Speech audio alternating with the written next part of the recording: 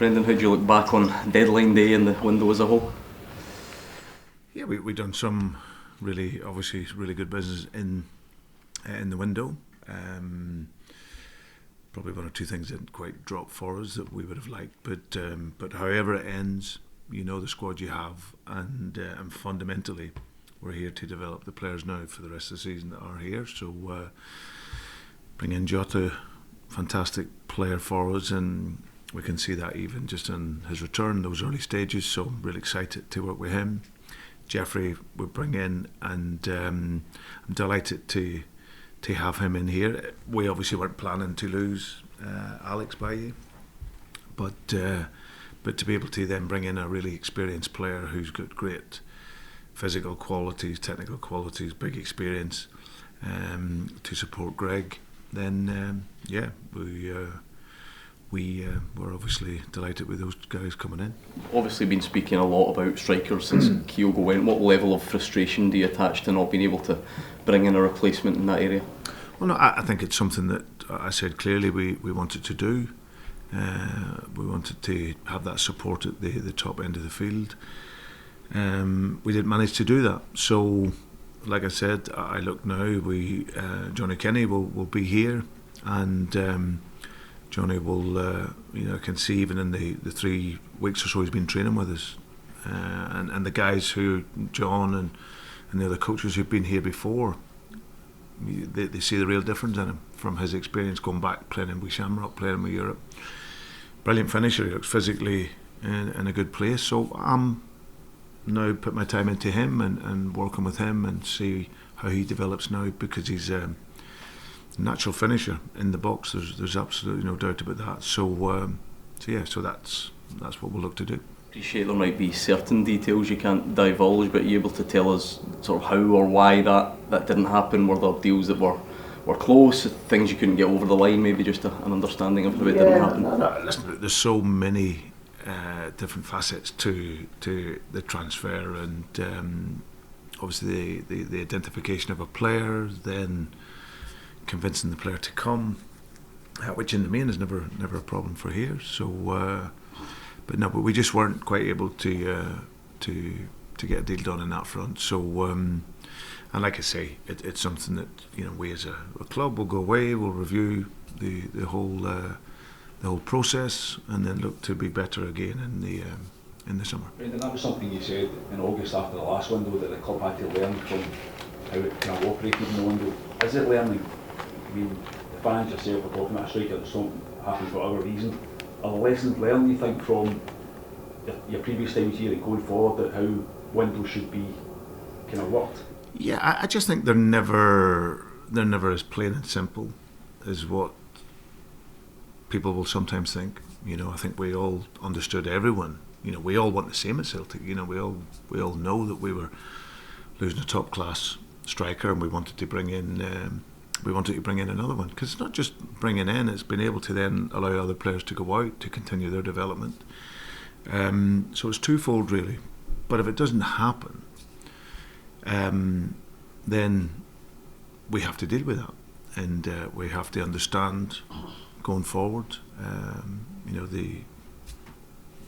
how we can be better in that process, and then like I say, develop the players that are currently here. We know it's a domino effect with signings. Was it a mistake to allow Kyogo to go without having the replacement nailed down beforehand?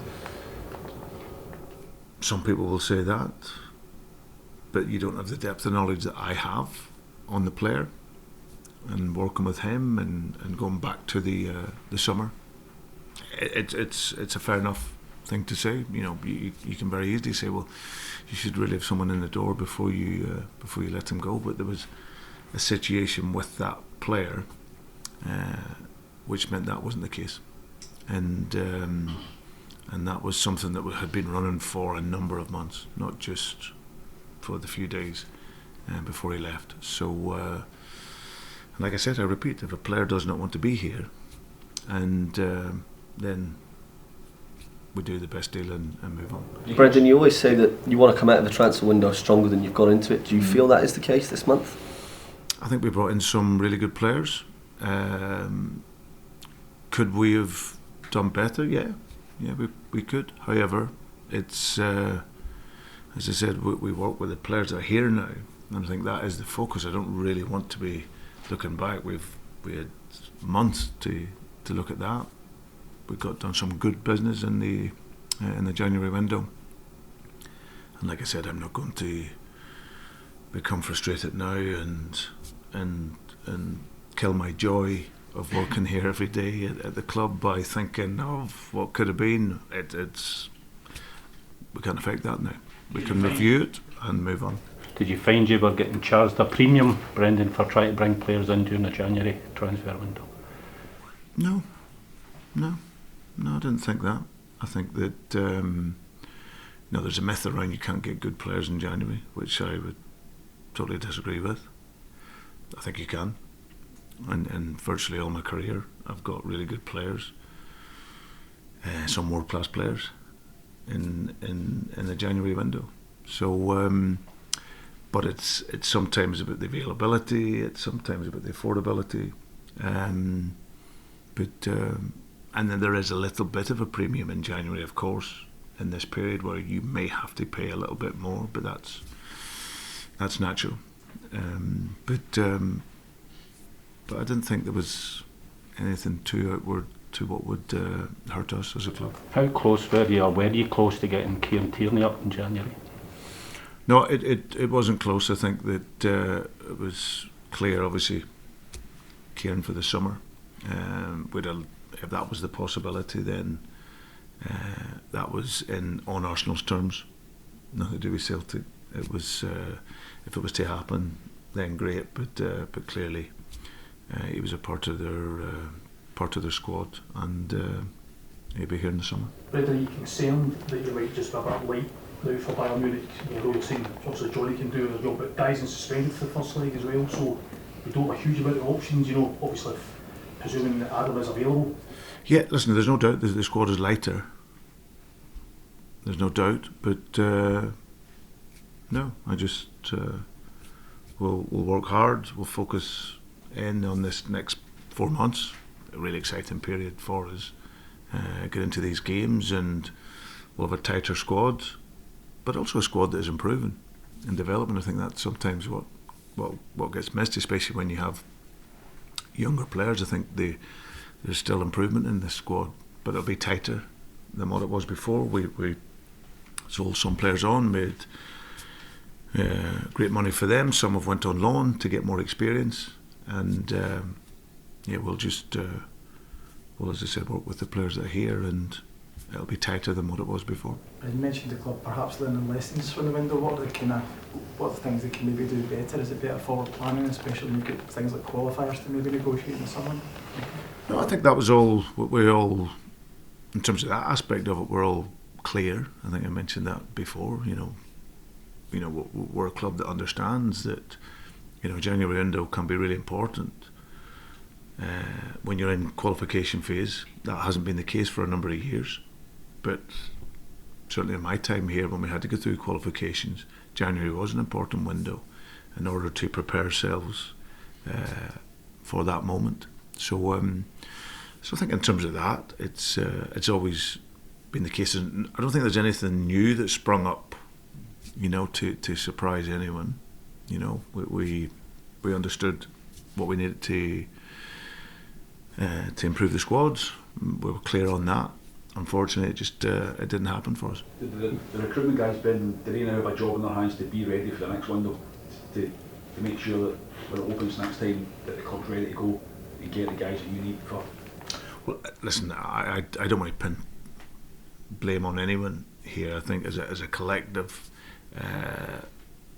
it wasn't ideal how it ended for us. So yeah, we have to as a club now go away and look at that, and like we'll do every window. That's what you have to do. I think you look around. Of course, there wasn't a great deal happening, but certainly all I was concerned was for Celtic and what I needed to happen here. So we'll look into that and move forward. You touched on it on Sunday about not falling out yourself, and you can mention it again a wee bit there. Is that something you're consciously trying to just take a step back and you say what you enjoy being a Celtic manager and not kind of create waves or whatever. But maybe that last thing. I think it's just something I obviously I know the demands of here. I know the ambition I have for here, and like I say, I think what's very, very important is that what you learn through experience is the emotional transfer. Because if you have the hump, with the greatest respect, then you, as the coach and the leader, my leadership style is very much a motivational style, where I like to teach, I like to inspire, and I like to motivate. Now, you got to be in a good mood for that, in the main. And as I said, I repeat earlier, with experience you learn not to kill your joy over things that you can't actually control. We're sat in here now, we can do absolutely nothing about it. So I go out that door and I've still got the same group of players, which I'm really happy with. Players that tomorrow night we win our game in hand, we go 13 points clear, we've 13 games to go. So we've won a trophy, we're in a playoff stage of the Champions League. We've had a fantastic season until this point. So I don't want to, put any clouds over that there, and take a narrative which is negative. It still can be a really, really positive season for this until this point. It's been outstanding. So I want to continue with that, and like I say, we can then go away and see, right, well, where can we be better? How can we deal better with that window? And then, but whilst we do that, we get many games to play and exciting games to play. So you're keeping me obviously in a good mood about the situation and that stuff, but can you understand how fans might look at the bigger picture and think, you've got yourself in charge, there's money in the bank, why are maybe you getting back to the extent that they maybe thought you might have been done a year and a half ago, or can you understand that kind of thing, that frustration? Yeah, 100%. Listen, I said it myself. We want another striker, so we're not hiding behind anything, and absolutely the supporters will look and see a top striker going out, legendary striker, and we haven't replaced it. So I understand that. But all I can do is affect what we have now, and look to teach and work very, very hard, and finish off what has been till now a great season for us. How are you going to handle Adam now between the Bayern Munich game? Are you getting the kind of metaphorical cotton wool out, or are you going to just have to go? No, you got to be robust. You can't want to play every game and then look for a rest. No, listen, we've got other players. Like as I said, we've seen Daisan during the game come in. I was just conscious that we've got 16 goals on either side of the field, and the idea was to bring someone else in to support Adam, rather than having to sacrifice those 16 goals to bring back inside, and then you've got to find another winger that can score 16 goals. So, but either way, we'll be strong mentally, physically, going into our remaining games, whatever team is out there, and as I said, there's still a lot for this group to achieve, and I'm looking forward to seeing that over the coming months. Remember when you came back, Brendan, we were in Japan and Daisan played, I think, 3 or 4 games over there through the middle, and you were quite excited about the prospect of him playing there, and you thought you could get more out of him as a centre forward. You still think that's maybe something that could work? 100%. I actually can see a lot of more natural instinctive striker movements that he has and how he plays the game, and I think if you track back to when he came in, if you look back on your stats, I think you'll see his numbers from when he came in from Yokohama. He was playing as a striker. Was it 23 goals in something like 33 games or something? So the point is that I think probably modern times we go through the tradition of a traditional number 9, but he's a goal scorer, and he's done it in Japan. And now you see him doing it here. And whether he's wide, whether he's through the middle, if you think he had that hat-trick in Yokohama, when I played him up front earlier in the season, when Kyogo didn't play, he scored 2. It was the most pressing and penetrating runs that we had of any striker. Way above Kyogo's levels of penetration running. And he scored 2 and could have had more. So he's a goal scorer. he scores a header like Henrik Larsson the other day.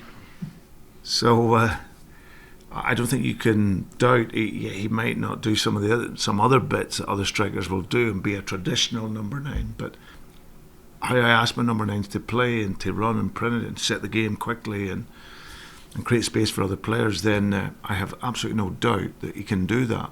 And I didn't want to have to do that, but I know that it's something that we can use him. Because he's been so used to kind of running away from the ball, I think you described it, but you think kind of get him going towards the ball and link ups a big part of it? No.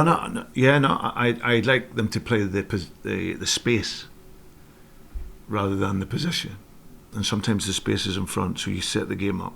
And if you don't set it up, you create space for the wingers. That's why our wingers get so many goals, you know. For me, I'm not precious around who scores. You know, I don't need the striker to score 40 goals and the wingers are getting 3 and 4. You know, the team has scored so many goals this year. I don't know how many it is, but they've scored a lot of goals. And I'm not going to sleep worrying about whether the striker's scoring or not. As long as the team's scoring numbers and winning games. Strikers want to score goals, of course they do, but I'm very comfortable with whoever scores, and I think that he can do that from the side, from a central area, if required. What does Jeffrey Schlupp bring to Celtic? Well, I think firstly his mentality will fit in with the culture here. I've never worked with Jeffrey before, but I've come across him. Obviously, he came through at Leicester City as a young player and won the league there. And the guys I remember speaking to him at that time talked about what a good guy he was and what a fantastic player he was. He was multifunctional for them, incredible pace and power. Obviously moved on to Crystal Palace, and you can see when he played there a lot of the times in my latter stages there at Leicester, he was a centre midfield player. Played in there and played very well. So I think what he comes in as, he offers a great option for us in a couple of positions. You know, Greg's been brilliant for us this season, but like all the other players, and probably when I look back, we didn't bring in a left back to cover him last season, and I went with Scales as a cover left back, but I just felt that I didn't want to take that risk this January. So we bring him in. His attributes, he's naturally left-sided. Physicality is really good. You know, he's Premier League physicality, running power, touching the ball, and of course, like I say, the experience. So he's really excited about being here, and I'm looking forward to spending the next 4 months. Will he be involved tomorrow? Is he available tomorrow? Yes. Yeah. Well, hopefully we'll be. He's ready to go. Good. You know, a really good level of fitness, and like I said, he'll really enjoy playing at this club. And do you think with the additions you've got a more flexible squad, because obviously Jeffrey Schlupp can play inside, and then you've got guys in now with Jota coming in playing inside, do you think it's more flexible? Well, I think we have players that can do that. I think that everybody, it's like with Jota, he can play on left or right side, but if you asked him, he'd prefer the left. You know, the view of the game's different. Jeffrey, like you say as well, he can play in that left back slot where he's played for Leicester and played for Crystal Palace, but he's also played inside. So I think the flexibility is important, especially if you want to have a tight squad. It's probably a little tighter than what I would like, if I'm honest, but the players can do that. I'm really looking forward to working with him, and like I say, he's a good guy. He'll fit into the group here, just slip in, no problem. He'll know Casper from before as well, and like I said, he'll enjoy playing at this club here for the next 4 months. What do you expect from Dundee in terms of the game, and also how do you reconcile training for a team that took you all the way 3-3 but then conceded 6 against Hearts? How do you balance that? The training is very easy. For that, we for 40 minutes we totally dominated the game. It should have been 2-3-0 up at half time. Conceded per goal in counter attack, which sort of then typified sort of the rest of the game really. So our counter pressing wasn't there, and then our actual defending, we weren't physically good enough in the second half. and when we're not, I always talk about it. When we press well and are aggressive, then everything else is good in our game. So it was a very, very easy game to analyse. You know, counter-attack goal we gave away just before half time. Obviously, a deflected goal comes in, but we got to deal with it in a different area of the pitch, and then there's no drama. And then the third one from a corner. So we were soft in our defending. So very easy game to analyse. I can absolutely guarantee you we won't be that soft again tomorrow. Everyone available? Yes, the ones that are fit are.